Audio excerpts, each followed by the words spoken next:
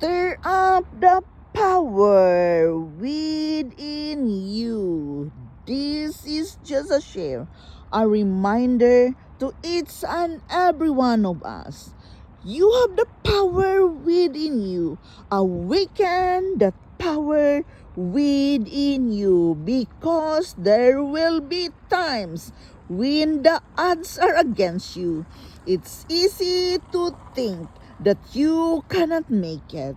But if you are going to stir up that power within you, it will change your mindset. And the God who controls the universe says He will take care of your life.